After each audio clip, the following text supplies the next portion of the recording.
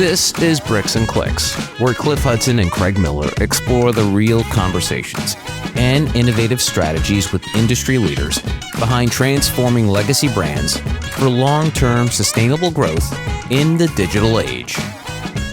Welcome to another edition of Bricks and Clicks.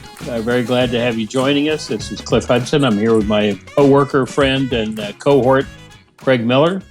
And this week we're going to be talking about challenges of going to scale, a challenge that most any organization of any scale has anytime they're going to roll out a complex set of initiatives. And our years at Sonic working together, we certainly had that in spades, time and again. Going to be focusing on a period of time just after the Great Recession. Craig had joined us during the Great Recession at Sonic, and we'd gone through a lot of installation of internal systems, development of point-of-sale systems, development of customer interfacing technologies at the store level, and then also a brand app that clearly intended to be used for consumer purposes, but all of this to be integrated and then rolled out across 3,500 stores over a multi-year period. There were a couple of folks that were really critical. Actually, a lot of folks that were critical, but a couple of folks that were really critical to the rollout itself at Sonic. And they are our guests today, John Budd and Christina Vaughan. We're going to talk to them about the challenges involved in that kind of a scaling process of complex initiatives in a significant or broad organization. So, John, Christina, thank you for joining Craig and me today. We appreciate you being here and look forward to visiting with you. Craig, any thoughts on this before we jump into the challenges in retooling the enterprise, the challenges of going to scale? Yeah, the only thoughts I'd add, just reiterating just the critical role that John and Christina played in building and developing and testing these technologies is challenging, but it's really half the challenge. And I find in many organizations, what is underestimated is the complexity and the kind of discipline and processes that have to be put in place to do a multi-year full-scale rollout. So it's going to be fun to recollect John with you and Christina, but the importance of really over the 3+ years of converting all of these restaurants and preparing them for really growing in what Cliff and I like to refer to as kind of the 21st century. But thank you for joining us today. So thank you, Craig. And why don't we spend a minute here? I think it'd be very interesting for our guests to hear this, but also for the context in which each of us approached our these challenges in Sonic. If you, John and Christina, if each of you spend a moment talking about your background, coming to Sonic, your role at Sonic, and so on. And John, why don't we start with you, if that's all right? Great. Yeah, happy to. I spent most of my career as a management consultant. I worked for Boston Consulting Group. One of my clients was Sonic. I worked a lot in the restaurant industry, and a story I tell all the time is how I got to Sonic. I had been planning on leaving the consulting industry and wasn't really happy with the things I was interviewing for. I called my former client, Cliff, and said, hey, I'd like your help. Like, how might I break into the restaurant industry? And yeah, you know what I remember about that call, John? Yeah. I remember you calling and saying you were thinking about getting the restaurant industry. And my first thought was, well, I wonder if I should discourage him, And then I realized, you were kind of reaching out and you were like seeing really what I thought. And I thought, well, yeah, this guy's obviously, coming to Sonic as a potential. So I remember in the middle of the conversation after spending about 5-10 seconds discouraging you, I remember just shifting my hat altogether and start making a sales pitch to you. So that was a funny, from my standpoint, a funny conversation. But yeah. I do remember you coming to our management retreat. I forget the year, 13 or so. Let's see, I may have 13, something like that. Yeah. Yes. And that was instrumental, but go ahead. Yeah, so I was quite excited. I did a lot of restaurant work, was quite excited about Sonic, especially because I understood the strategic vision. I understood that Sonic was going to go from really a concept that is very dated. It's a 1950s restaurant concept, but with the use of technology was going to completely modernize that experience over the next few years. And I thought it'd be really exciting to be a part of that journey. And so you happen to have a role that covered a few areas, but included strategy, which was my forte.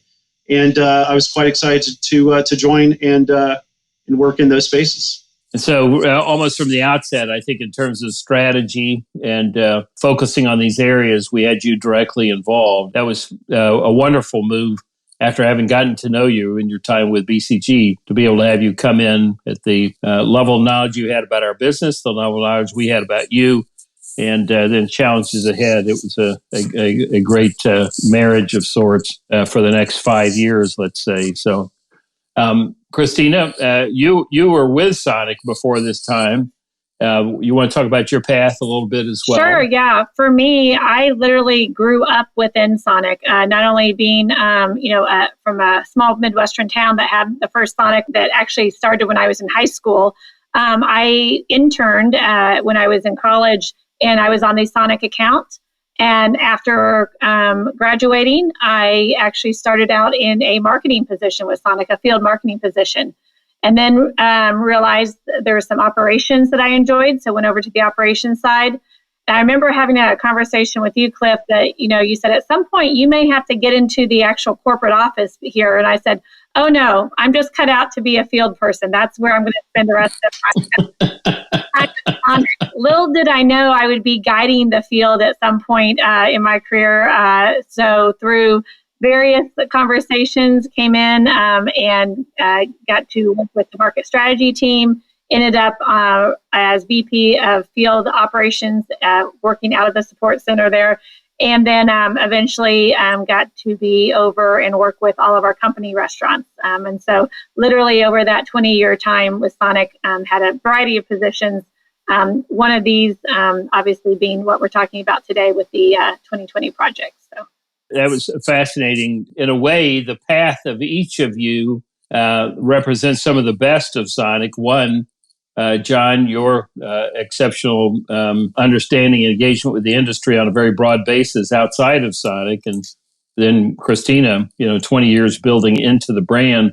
And the wonderful story of actually working with, as an intern, as you said, with I guess with Barclay at the time, and then had the introduction to Sonic through that, and then coming to work with us. So it's a great story, I think, for each of you, but it's a great story for us to be able to attract the talent, build the talent on the one hand, and bring talent in at a senior level on the other. So a great representative today in terms of talking about what are the challenges we had back in that 2013-14 timeframe. It'd probably be interesting if we spend a minute, because we've talked in some of our previous podcasts about this integrated customer engagement and this idea of a strategy of integrating these various technology touch points in such a way that we could advance our brand, as Craig said, into the 21st century and how we engage the customer and build our business. It would be interesting, I think, for our listeners to hear about some of the challenges that you perceived at that time before the rollout, which really kind of started significantly in that 14, 15, and 16 timeframe. Or what were some of the challenges and the opportunities that you viewed for our brand and for our operators at that time? Yeah, I mean, the opportunities to me were always obvious that because of the dwell time, if you will, the time that the customer spends at the order point at Sonic at the stall, you have this immense opportunity to engage with this customer on a one-to-one basis that really doesn't exist anywhere else in the restaurant industry. And that was always the vision, that you could leverage that time, that dwell time with the customer to do something meaningful with the experience. And adding the technology component, allowed you to do a heightened level of customization. I think the key challenge that I recognized, at the time that we started getting involved more directly in this process, that's Christina and I got involved. It was that the things that you do when you're developing something, the resources that you use, the technology that you build, and so forth, even the testing methodology that you use, it's not the same when you're in development as it is when you're scaling something. And when Christina and I got more directly involved, we were really at that point where we're going from a really, really, really successful pilot, which, Cliff, you would refer to the ugly duckling version of this whole thing, But we had a super successful pilot, very exciting, but then we needed to massively step up our resources and even change the type of resources involved in the scaling up of it. So that to me was really the critical challenge: is how do you scale from a good product? And Christina, I'd particularly be interested from your standpoint, given your history with the business and operators and so on, did your perspective looking into that differ from John's? And so what was your view of the challenges and the opportunities? Yeah, I remember that we're such a high involvement with our guests and our customers that, I think there was a challenge of what else do we need to do? I mean, we've got a great base here. So there was somewhat of a sell-in to say what more could be done. And frankly, we have had so much success. It was almost like we're doing really well. What else do we need to do? And is there going to be a return for the investment that was being spent? And so I remember thinking this could be a hard sell-in because there was so much success and our franchisees truly felt like we'd done so well. And so we were really having to set up that vision. And I think sometimes knowing that a vision is there, but yet they're thinking if there's an investment, how quickly can we get to that vision? So we knew we had to be quick about it and we had to show a return, and it had to be something that they could feel and immediately have an interest in doing almost immediately because there was dollar investment in it. Well, this is probably a challenge in the franchise system on an ongoing basis. That is, what's the payoff in any initiative you pursue? But this thing was so deep and complex. The need was there in the same way, if not just a greater way, but a more mysterious way because of the breadth and complexity of the whole initiative. You all might want to spend a minute talking about the type of planning that had to occur, before we got into the market and moving towards implementation, even as we had these various initiatives in place. But it'd be interesting for the listener to hear the layers, some of the layers of that planning. I would ask John, I'm curious because, we did use a lot of our internal resources to kind of set up this team. And I'm not sure I really even know how it all came to be. I just remember the day that they were like, the thing that we're working on, we'd like you to kind of help lead that. And I was like, oh, wow, where did this come from? So I'd love to hear about how the players were picked to kind of guide the process. And then I know I have some thoughts on once we got in place, how the team worked together. Well, I'll start the ball rolling, and I have some very fond memories of that whole period, even though it was quite chaotic. I know that the senior leadership team was often meeting about this. We were betting the company basically on this. This was our big strategic initiative. So when we could see that we were stumbling a little bit as we were trying to scale up, I think, Cliff, you decided to deploy some specific resources to this. And as I recall it, we clearly had the technology team working on this all through this. But then you asked me and Christina to step into this more directly. And for a while, I think it was just the two of us trying to figure this out. And I remember, and I know Christina will remember this too, her office was 2 doors down from mine. We spent a lot of time at her whiteboard at the end of the day, like thinking about all of the things we had to do. And we would just keep building these lists. At some point, we just have to go home. Because it got a little overwhelming sometimes, just how many things we had to do and how much we had to bring under control. Over time, we decided to bring on some field RVPs, regional vice presidents that had deep knowledge in both the point of sale side and also kind of on the marketing side. And really, for a long time, the 4 of us, that would be Christina, me, Bobby Jones, and Steve Young, were really dedicated towards planning this rollout. So Bobby planned out the POS side, point of sale system side, and then Steve planned the POP side. I'm sure you've talked about these POP screens, the order points that customers have. And the way I see this, we kind of cascaded. We started with a small set of resources. Then over time, we kind of built this out. We built in some more junior resources to help us lead the implementation. But there was a lot of the planning was, what shows up to people is the PowerPoint. But really, a lot of the planning was done on whiteboards, was done in a collaborative environment. It was really a lot of fun, but it was quite challenging to think about how do you take something that's a little bit chaotic and small and turn it into something that goes brand wide. Yeah, I would add that we also, I remember talking about that, the technology was there. I think we all knew parts of the, playbook that we needed to roll out, but the relationship part with our franchisee system was key to making it happen. And I think that's why we probably went internal first with our resources, and then ended up saying we probably, are going to need a third party outside partner to help us actually implement the functionality of the day-to-day, piece of this puzzle. But I do believe that relationships, and especially within the franchise community, is what we knew we had to kind of harness, and hence why we went more internal resources as well first. Well, I mean, as I hear you talk about the layers of the organizational alignment that need to be achieved, you talked to that. The franchise alignment needed to be achieved. We probably had some separate process for franchise financing for all of this. The latter part of your point, then bringing in vendors to help us.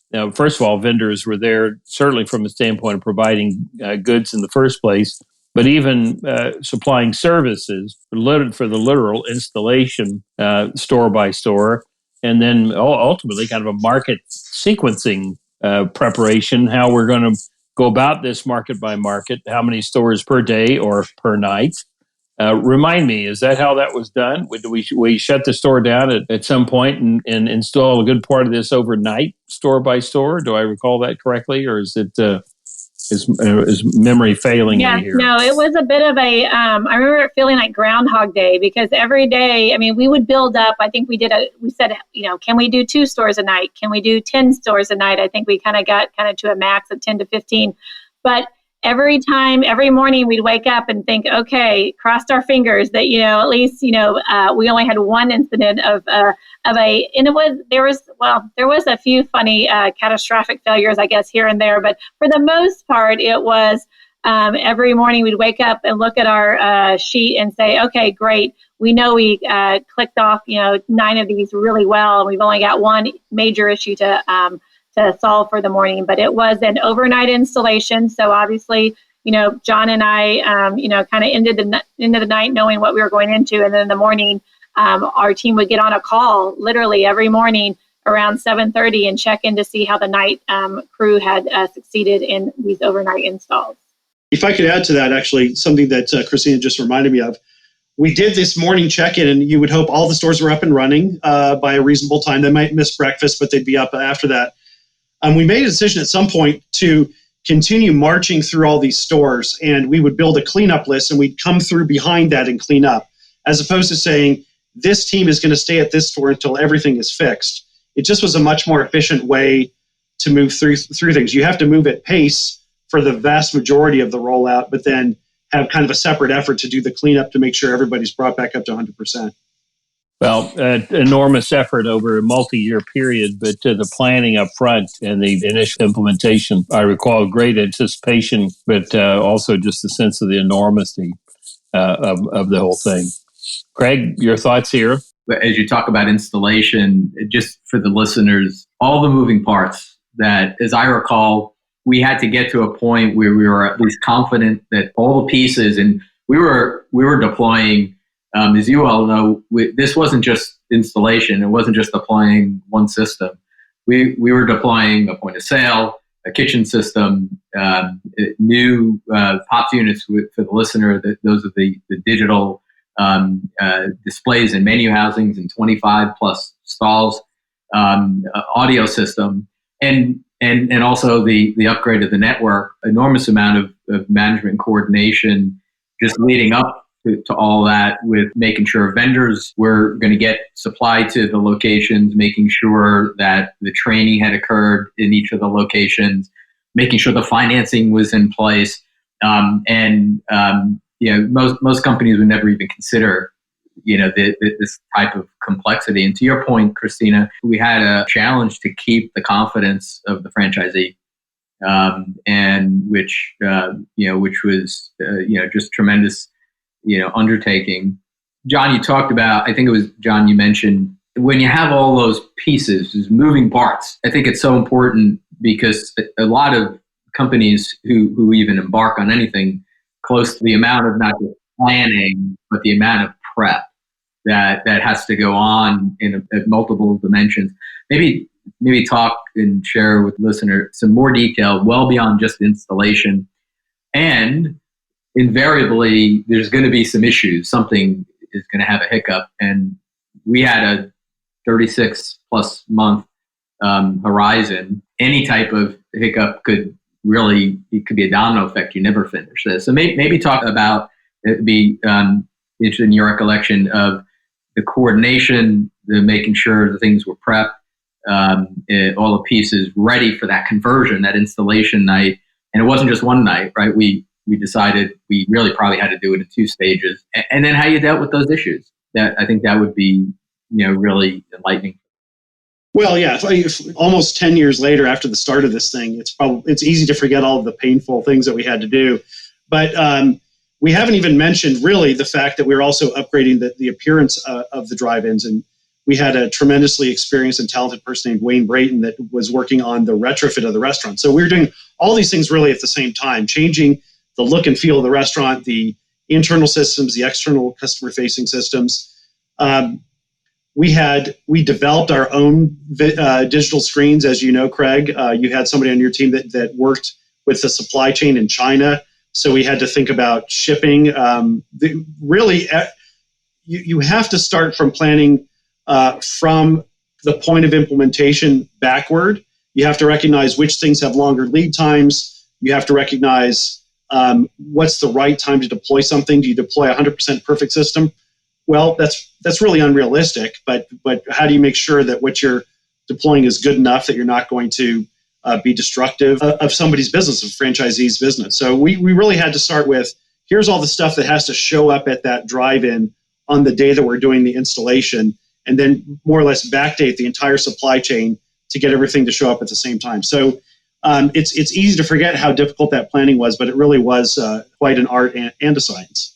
Yeah, I remember we also realized that we had been talking a lot about it, but we had to actually put in a lot of effort of documenting it. And I bet if I look in one of my boxes around here, I'll find my 2020 playbook. And it was really the first time that we had put anything besides an ops manual in place, because we wanted to be able to, and we would have these kind of smaller regional breakout meetings where we'd say, okay, your market's going to be going up. Let's talk to you about this preparation that you're going to have to do. Not only do you have to finance, not only do you have to we tried to take most of the ordering from them, but there were still things that they needed to do, because we felt very strongly that it wasn't just a outside transformation or a technology transformation, but that the whole restaurant needed to feel transformed, including employees being ready to answer how to use this new technology, et cetera. So that playbook was instrumental in kind of guiding. But it was important to have something that was, physical and could as a reference tool.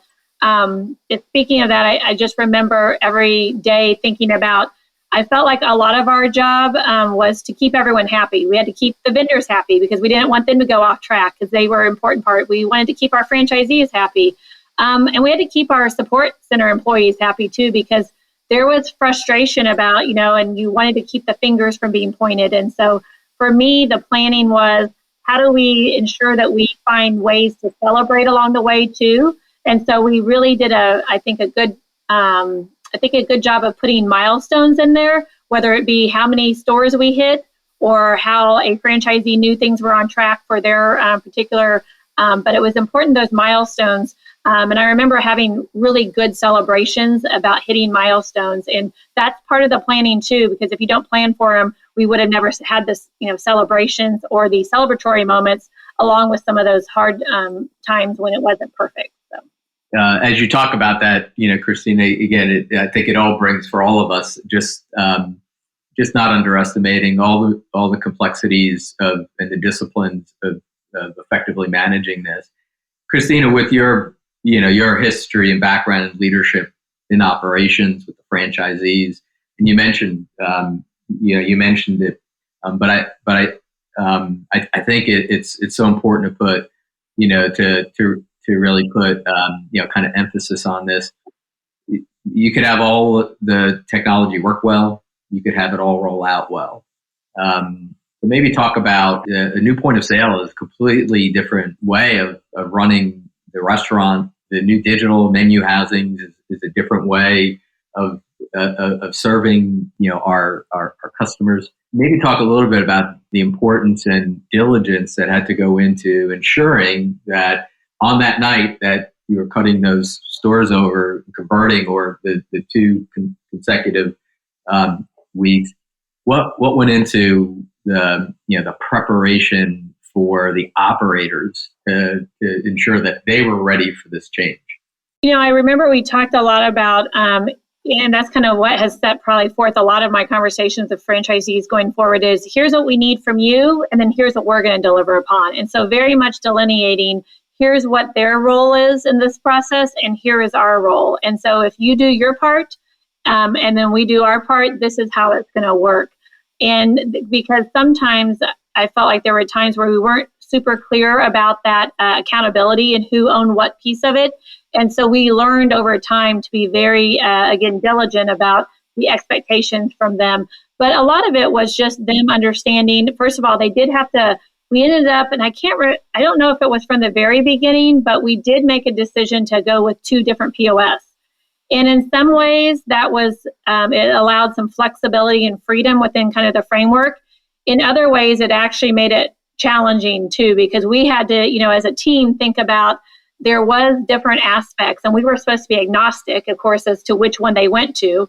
But there was definitely a sense of sometimes I'd be like, we know we're going to have to deal with this when they choose this particular POS versus, I kind of hope they go this direction because it'll make it a little bit easier here, but harder in other ways. So, I think as you, I think about in the future now, when I allow choices or options, I also have to understand with more options sometimes become more complexion on our part, not just on the franchisee's part, because in their mind, they're getting to choose, but it's actually making it a little bit more complex on our part. So, but yeah, from that piece, I would tell you that I think it was all about ensuring here's what you're in control of, and here's what we're in control of, and we're going to try to mesh those 2 together every night. Thank you.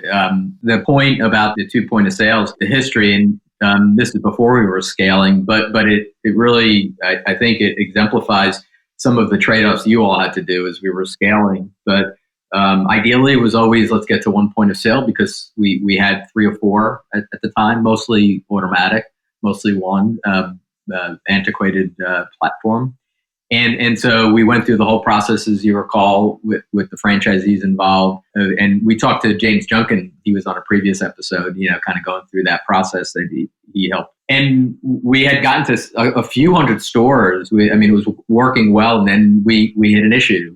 We weren't yet ready to scale. And I remember sitting down with Cliff and I think Omar at the time. And they said, well, ideally, we will fix this, but it will slow us down, this pace of implementation. So we have options. We can slow the rollout down and resolve these issues, or while not ideal, to your point, it creates some complexity. There was already a trust confidence in it, and they could meet our requirements to bring in for, because they were already in the system in about 100 stores. And so we made that trade-off to keep us moving forward. Not ideal, but ultimately helped us and helped really, you all with a little more complexity, keep the momentum. The other thing I recall early on, and maybe you have some also great kind of stories, when we were in pilot, and I know we ran into this, and you all ran into this. There was the franchisee who was in pilot or limited deployment down in Charleston. They've done the conversion. Conversion went well technically, and I went down there to see how it went. He says, the conversion went well, my store's up and running, but I'm scared as hell. I said, well, why? He goes, I don't know how to run the store anymore. And we had already put together training, but we immediately kind of dialed that back. I think that's, Christina, when you were starting to get involved, and John, and we really took the training to like a 90-day before. More discipline to ensure that those operators, as we were scaling up, what do you recall in terms of challenges, even with the discipline around the training, that had to be addressed just in terms of a different way of operating because there was a different set of tools under them? So what about a pre 90 days before, et cetera? What was the prep with our operators? Yeah, it was part of that rollout where we would go in and hold some sort of training classes, as well as, a lot of it was, I don't remember doing Zooms and those things as much. A lot of it was just conversations. And we would try to, because we were getting them to make a decision on which POS they were going with. And so a lot of it was just over the phone conversations to talk about how to, implement some of these things. Now, we did do a lot of PowerPoints and, had a lot of kind of webinars, but it wasn't as intimate as I think today. Honestly, I think there's a lot more technology tools that would make it probably, this be even a smoother rollout and more hands-on. But at the time, it was a lot of also going into markets. And so we would bring in our franchisees into markets where we had already gone to give them a feel for it. And a lot of word by mouth is what I will say. And so for that, it took, you had to have those folks who felt like they were going to be your allies, and trying to take the folks who were not going to be your allies and find a way to make them not, be a distraction to the process as well. Because we did have some distractors at some point, but to your point, Craig, some of that was because they hadn't taken the onus to go through proper training or getting up to speed because they thought it was going to be so smooth.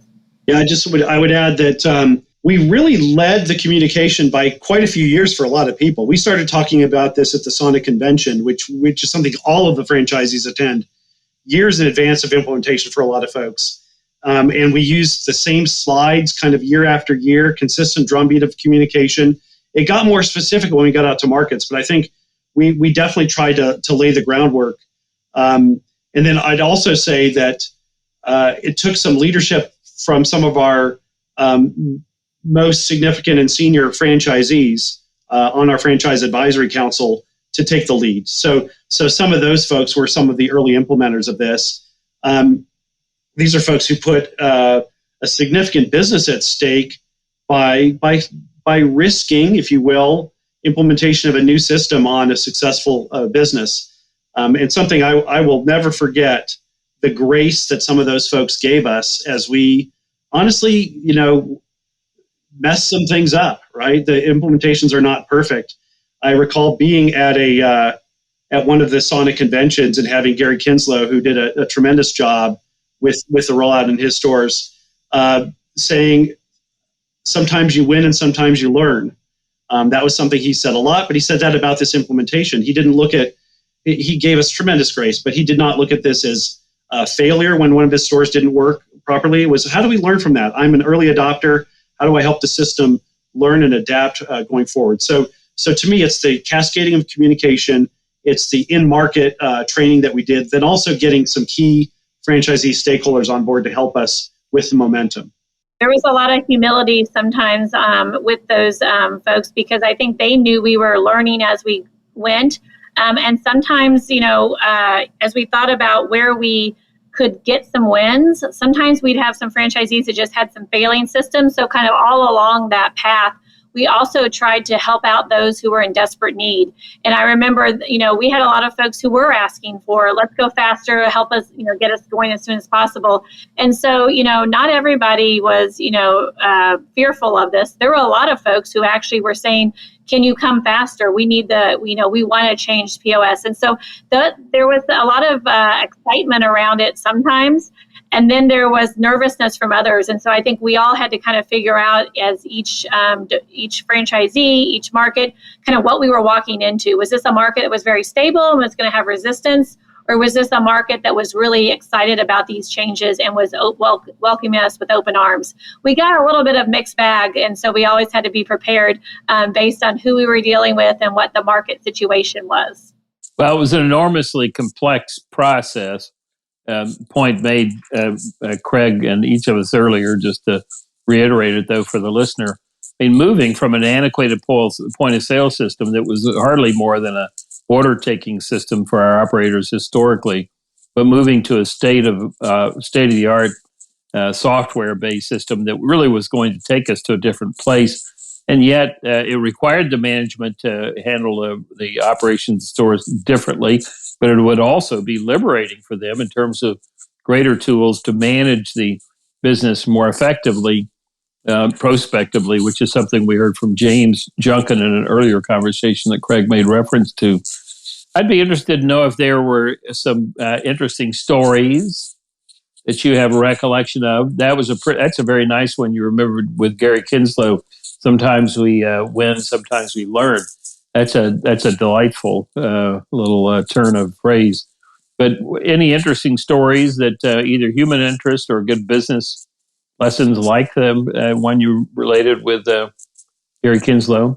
Yeah, I'll tell. So it's easy. You remember the bad times. I remember the ultimate success of this, and we were successful, and we did transform the brand and put the brand in an entirely different place. But it's also easy to remember the difficult times of the project itself. And one day that I remember, to Christina's earlier point around, you wake up and you realize, did this team succeed in the prior night or not? I remember Steve Young showing us pictures of what had happened in one of our stores at Frisco. This is incredibly complicated to get the point of sale system in, to get the POP system in, to do the refresh on the restaurant. And then you also have to have people that do debris removal, because this stuff comes in corrugated boxes and crates and so forth. And literally at 10 or 11 in the morning, Steve showed us that the debris management company hadn't shown up at the store, and the debris was on fire. And this was early on in the process, where we were sort of feeling like some of the things we were doing were dumpster fires. We had a literal dumpster fire on our hands. Thankfully, that was a singular incident, and we by and large succeeded. But yeah, there were a lot of bumps and bruises along the way. Christina, I'm sure you have a good story or two. I don't remember you telling me about that fire at the time. Cliff, I don't understand that. I feel like, Cliff, at that point, I can tell you now, at that point, you controlled how much I got paid. So maybe it wasn't an excuse to share that. Yes.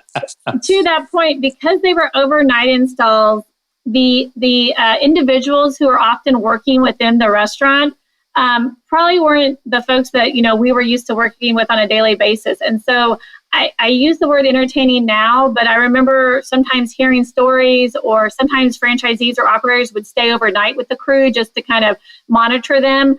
And whether it was what they were wearing or what they chose to eat, or or sometimes they would start snacking out of the restaurant, you really just couldn't make some of this stuff up. But I remember just, sometimes we would actually just giggle about, wow, we're dealing with a variety of cast of characters on this.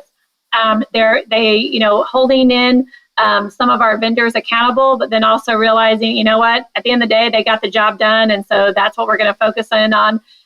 You sometimes have to just can't imagine that and make this stuff up. But it was, we tried to use somewhat humor because it was a little stressful. And again, I remember just wanting to do the best we could, but knowing that some days, we were reliant so much on other people. And that's kind of where it got interesting. It wasn't just the people in the support center. We were reliant on these vendors who had some crazy people of their own working for themselves. So. Well, that's a life story in itself, the importance of relying on others and recognizing that, whether good, bad, or indifferent, but something we all have to deal with. As you look back now on this, multi-year complex process, and we can see that we, ultimately were quite successful in doing it, even with the challenges we had at the time. Are there things that you would want to share with a listener about embarking on large scale and even long-term initiatives for implementation that would be good takeaways? Any thoughts there? I'm sure I have a lot, but one thing I would say is planning is everything, but then adapting the plan to reality is also everything. It's very hard in my experience, and I've now had a couple of other careers since I left Sonic. I often find that people have difficulty prioritization. They want to eat the whole elephant, and you just can't do that in a transformation. You have to decide, where am I trying to get, and then what are the stages to get there, and how do I make sure I'm doing the most important, most impactful pieces first. And I think that was a really critical element of what Christina and I were able to do with the rest of the team is being planful, knowing that we weren't going to be perfect, but making sure we were making progress. And at the end of the day, we were proud of the final result that we had. I'm going to share one other nugget that I think is really important. And this is a Craig Miller quote. Craig would say this a lot, but I have used this maybe 100 times since I left Sonic in 2018. And that is that bad news does not get better with time. I'd be surprised, Craig, if you haven't said that on this podcast in a prior episode. But this notion of there's going to be imperfections, there's going to be things that go wrong. You cannot bury your head in the sand. You have to be honest with, in this case, with your franchisees. This is what's really happening. Because if you try to sell something that's not going to work, or if you try to oversell what you have, you're just going to wind up paying for it later. If you, aside from the dumpster fire story, if you kind of shield the CEO from the bad news, that ultimately winds up biting you. So this notion of being transparent, being honest with your stakeholders, and really making sure you're focused on the most important things first. Those are the key lessons for me of this transformation.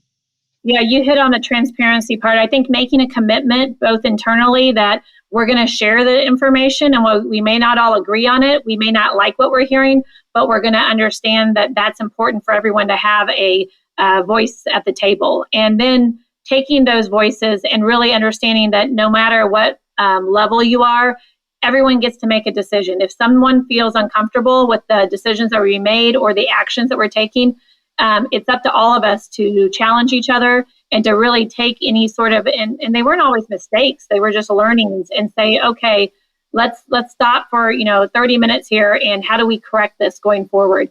Because I think if we had just kept pushing with our head down, I think that's what they, sometimes you just say, keep your head down and keep going. If we hadn't looked up every once in a while and said, hey, are we doing the right things? And does anyone have a concern about what we're doing? I've learned that challenging the current way of doing it and keeping the transparency there is going to yield much better results than just keeping sometimes your head down and plowing through it. Yes, that's great perspective. You may have kind of answered what the next question, and maybe kind of drawing this to some closure here. How you've been able to leverage your experience. I have a feeling I could answer some of that for John. But how had this kind of complex rollout of planning and rollout, how have you leveraged that experience in responsibilities you've had since you left Sonic? Yeah, I have some stories there too. That's another whole podcast. But the day after my going away party from Sonic at the end of 2018, I got a call from the governor's office in Oklahoma. I was expecting to take a few months off, or a year off, or 2 years off, or something. But I had the opportunity to go be the chief operating officer for the state. And that was a great job. I had to manage a lot of things, juggle a lot of things. And it was even a great job in the pandemic, but in a different way. So once the pandemic came in March of 2020, we basically shut down all of our normal ways of work. Most people went remote. I didn't, but we set up a kind of a command center for management of the pandemic. There's a whole political side of that I'm not going to get into. I was really focused on the operational side, which is about making sure that PPE is rolled out, making sure that we could test for COVID, making sure we had an immunization plan or vaccination plan for when that was available. And I was in a position to kind of lead all of those resources doing that. So this notion of prioritizing in a crisis, taking in complex information and adapting to it, all of those things that I used in the rollout at Sonic came back again in this pandemic planning. One thing, again, the pandemic immediately raises people's hackles from a political standpoint. One thing I'm proud of is Oklahoma was the first state to open up COVID vaccination to everybody. So beyond just the folks that were in desperate need, we created a plan that got the vaccine available to everybody. And I played a part in that, not the whole thing, but I think a lot of that was just thoughtful planning and continually asking, how can we do this better? Which I take learnings from our Sonic rollout in that. Great example. Thank you. Yeah. Christina? For me, it's probably, the organization that John talked about, and just the, no matter what role I've taken on since, it's usually been at this level, multiple projects, and juggling those and knowing how to use resources, and just remembering that a team is exactly that. It's a team of folks. You try to find the synergy that works, and you try to find the opportunities that can kind of cover for each other. And I've always had that mindset of, hey, in this complex, project, there's multiple ways we can go about it. What's the best way we're going to do that and getting that cohesion from the team. But also, I'll go back to the relationship piece. I mean, I don't think we could have done this if we hadn't had the relationships and those authentic relationships that all of us, Craig, Cliff, John, we all, started really nurturing throughout our entire Sonic career. And because there was a personal trust, they trusted us with their business and with the decisions that we were making on their behalf, sometimes with vendors or the POS systems, et cetera. And then that carried on because they knew that, like it or not, we were going to give them that authentic, version of the truth. And why we have the same, I think, strong relationships with people after this program as we did before. And relationships really do get you through things. So that's a wonderful point. The element of trust that we had, that's probably something that all of us at the franchisor and in the franchise community can recognize now more in retrospect, what a critical role that played in all aspects of the business. But wonderful that with the sale that did occur in 2018, that we left the system and the individual operator in an enormously improved position over where they had been 10 and 15 years before. So kudos to us, kudos to you guys. Fascinating to look back on this with you, 5 years after the fact and more. It really was, we rolled out the POS more 14, 15, 16, but it was unfortunately 18 before we got the app rolled out more fully and integrated. And I've had Sonic officers, former Sonic officers, I should say, and a couple of franchisees say to me, did you guys know that pandemic was coming? We were so extraordinarily well lined up to address it from a business standpoint. And as you all know, the business absolutely went through the roof because of how well all that worked. So kudos to you and kudos to all of us. So it's been a pleasure to visit with you here this afternoon. And in addition to the great work years ago, appreciate your time here. And so glad to hear about the application of these lessons to other aspects of life and other aspects of business.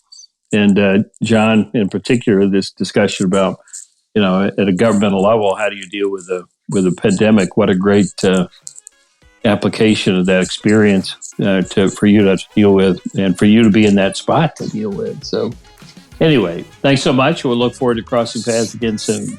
Take care. This has been Bricks and Clicks from Forbes Books. If you want to learn more about how traditional businesses can evolve, innovate, and lead with the 21st century customer and ever-changing market conditions, go to bricksandclicks.com and click on how to create your digital roadmap.